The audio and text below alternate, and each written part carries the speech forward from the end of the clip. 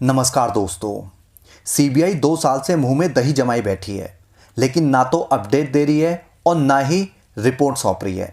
एक open murder case की जांच में भला कितना समय लग सकता है? 2 महीने, 4 महीने, 6 महीने, चलो मान लिया 1 साल, लेकिन 2 साल का समय बहुत लंबा समय होता है। ऐसे फेमस केस जब लटकाने होते हैं तो समय लंबा खींचा जाता है ताकि इंसाफ मांगने वाले अपने आप धीरे धीरे शांत हो जाएं। पहले बहुत सारे केसों में इस तरह का रवैया देखा जा चुका है। एसएसआर केस में भी यही हो रहा है। दरअसल सीबीआई अभी तुरंत फाइनल रिपोर्ट नहीं लगा सकती है, ये उसकी मजबूरी है और इसके पीछे कई सारी वजह हैं।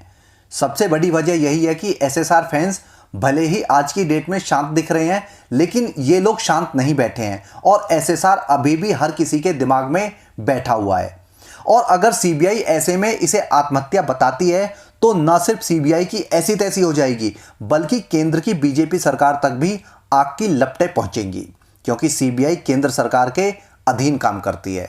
आत्महत्या बताने पर एसएसआर फैंस फिर से एक्टिव हो जाएंगे और इस बार आंदोलन सोशल मीडिया पर कम, जमीन पर ज्यादा होगा, जिससे कहीं ना कहीं विपक्षी पार्टी फायदा उठाने की कोशिश करेंगी और केंद्र सरकार बैकफुट पर आ जाएगी।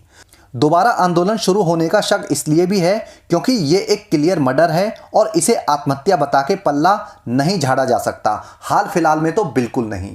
सीबीआई पर इस समय पॉलिटिकल प्रेशर है और उसे इस मामले में चुप्पी साधे रखनी है और अभी मुंह नहीं खोलना है, क्योंकि उनको पता है कि मर्डर उनको दिखाना नहीं है और आत्महत्या वो दिखा नहीं सकते हैं। सीबीआई अगर इस मामले में मर्डर चार्ज लगाती है और जनता में ये संदेश जाता है कि सीबीआई ने ईमानदारी से काम किया है, तो उसका सीधा फायदा बीजेपी को होगा। लेकिन फैसले में देरी होना या 2 साल के बाद भी सीबीआई की चुप्पी इस बात का सबूत है कि मर्डर चार्ज बिल्कुल नहीं लगने वाले हैं। सीबीआई या केंद्र सरकार या खुद आज की डेट में भगवान जी भी धरती पर आ जाएं और ये कहें कि ये एक आत्महत्या है, तो भी लोग यकीन नहीं करेंगे, क्योंकि एसएसआर केस में आत्महत्या जैसी बात कोई थी ही नहीं। शरीर पर चोट के निशान, पैर का टूटना, चेहरे पर चोट के निशान और गले पर रस्सी या बेल्ट के निशान काफी कुछ कहानी बयां कर रहे थे।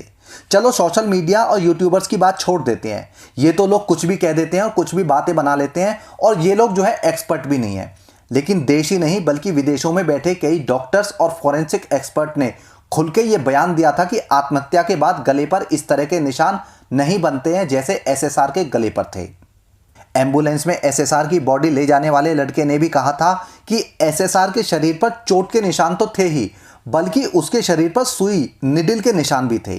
चलो ये सब को भी एक साइड रखते हैं। सुधीर गुप्ता याद है आपको? पहले एसएसआर के वकील विकास सिंह से जब सुधीर गुप्ता की बात हुई थी तो खुद सुधीर गुप्ता ने कहा था कि एसएसआर के गले पर जो निशान है वो हैंगिंग के निशान नहीं है, लटकने से इस तरह के निशान नहीं बनते हैं, वो गला घोंटने के निशान है और गला घोंटने के निशान साफ साफ दिखाई दे जाते हैं। एक डॉक्टर ऐसे निशानों को देखते ही पहचान जाता है, देखते ही बता देता है। लेकिन सुधीर गुप्ता ने पोस्टमार्टम रिपोर्ट देखी, करीब से देखी और उसे पढ़ा भी था। डॉक्टर सुधीर गुप्ता से बाद में जब इस बारे में दोबारा पूछा गया तो उसने नो कमेंट्स कहकर बात टाल दी। इस केस में ढेरों सबूत और बयान थे जो ये साबित कर रहे थे कि ये एक ब्रूटल मर्डर था और मर्डर से पहले एसएसआर को बुरी तरह से टॉर्चर किया गया था। इसलिए कोई भी आत्महत्या वाली थ्योरी पर यकीन कर ही नहीं सकता है। सरकार और सीबीआई भी इस बात को अच्छे से जानती हैं, इसी वजह से अभी तक सब कुछ शांत कर रखा है। इसी केस में ईडी ने भी जांच की थी। आप सबको याद होगा, आज की डेट में ईडी को हर कोई भूल चुका है, लेकिन ईडी की जांच का क्या हुआ ये आज 2 साल के बाद भी किसी को पता नहीं चला है। चलो जी, मान लिया सीबीआई जांच कर रही है और टाइम लगता है, लेकिन ईडी का केस तो बहुत बड़ा नहीं था। ईडी तो अपनी जांच को बहुत जल्दी फाइनल कर सकती थी, फिर भी आज तक फैसला उसका नहीं आया। उसका कारण भी सेम है। ईडी अगर बोल देती है कि एसएसआर के पैसे का कोई हेरफेर नहीं हुआ है, कोई गड़बड़ नहीं हुई है और रिया चक्रवर्ती बेकसूर है, तो सोशल मीडिया पर फिर से एसएसआर के नाम का तूफान आना तय है।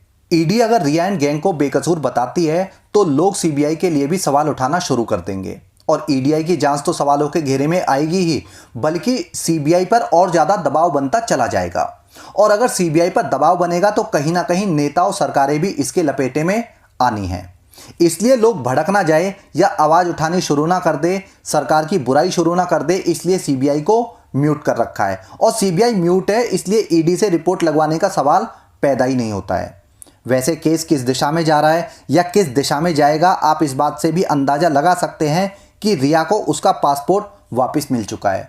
कोर्ट ने रिया चक्रवर्ती को विदेश जाने की इजाज़त दे दी है। अब वो जो है विदेश आ जा सकती है। एनसीबी ने जब रिया चक्रवर्ती से पूछताछ शुरू की थी तो एनसीबी ने उसका पासपोर्ट भी जमा करवा लिया था, लेकिन उसे आईफा अवार्ड में जाने की इजाज़त दी जा चुकी है। हालांकि कोर्ट ने कहा था कि उसे आईफा अवार्ड से वापस आने के बाद में एनसीबी को अपना पासपोर्ट जमा करना होगा, लेकिन रिया के वकील ने पासपोर्ट जमा करने की डेट 15 दिन एक्सटेंड करवा ली है, यानी 15 दिन के बाद अब पासपोर्ट जमा करना होगा। ये एक शुरुआत है। पहले उसे 6 दिन की छूट दी गई, अब उसे 15 दिन की छूट दी है और इसी तरह आने वाले समय में उसका पासपोर्ट परमानेंटली उसे दे दिया जाएगा, क्योंकि एनसीबी या कोर्ट के पास में पासपोर्ट जब्त रखने का अब कोई आधार बचता ही नहीं है। ना ईडी ने कहा कि वो दोषी है, ना एनसीबी की कार्रवाई में उसे सजा बोली या उस पर आरोप तय हुए, और सीबीआई तो अगले 1-2 साल तक बेहोश पड़ी रहे तो हैरान मत होना। सीबीआई को नींद की गोली दी गई है और उसे होश अब आएगा भी नहीं। रिया तो फिर भी एक बड़ा मोहरा है, तो उसे बचाना बहुत जरूरी है, लेकिन एसएसआर के साथ में रहने वाले पिठानी, नीरज, केशव और दीपेश, ये सब न सिर्फ गायब हैं बल्कि इन पर आज तक कोई कार्रवाई भी नहीं हुई, जबकि ये अंतिम समय में एसएसआर के साथ में थे और सच झूठ का सबसे ज़्यादा पता इन्हें अच्छे से होगा, लेकिन नौकर और दोस्त किसी से भी कोई पूछताछ नहीं हुई। मुंबई पुलिस ने इन लोगों से जरूर पूछताछ की थी, लेकिन वो पूछताछ सिर्फ खाना पूर्ति थी। सीबीआई ने इन लोगों से पूछताछ की, इस तरह की कोई भी खबर नहीं है। और यह भी संभव है कि सीबीआई के पास आज की डेट में इन लोगों का कॉन्टैक्ट नंबर और एड्रेस ना हो। सुशांत की मौत से कुछ दिन पहले कोरोना शुरू हुआ था और उस वक्त एसएसआर के साथ में काम करने वाली आनंदी धवन एसएसआर के पास से अपने घर वापस चली गई थी। एसएसआर की हत्या के बाद वो भी गायब रही। क्या आनंदी को जानबूझकर चुप कराया गया या वो खुद गायब रही? इसका जवाब भी आज तक बिल्कुल नहीं मिला है। सीबीआई ने एक बार ये जरूर कहा था कि वो फरीदाबाद भी गई थी, लेकिन फरीदाबाद में किसके पास गई थी ये नहीं बताया। आनंदी धवन के पास में गई थी या एसएसआर के जीजा के पास में गई थी? सवाल इतने सारे हैं और जवाब एक भी नहीं, और समय भी 2 साल का बीत चुका है। सीबीआई बिल में से निकलकर सामने आए, प्रेस कॉन्फ्रेंस करे और इसे एक आत्महत्या बता के पल्ला झाड़ ले, ये इतना भी आसान नहीं है जितना दिखता है। एसएसआर की मौत के बाद एसएसआर के फैंस ने सोशल मीडिया पर जो तांडव मचाया था वो सीबीआई ने ही नहीं बल्कि देश की सरकारों ने भी देखा था। तो ये लोग इतना भी रिस्क नहीं ले सकते कि जनता फिर से सड़कों पर आ जाए और सरकार के खिलाफ नारेबाजी शुरू कर दे। यही वजह है कि इस केस में भी वही किया जा रहा है जो हमेशा से बड़े केसों को दबाने के लिए किया जाता है।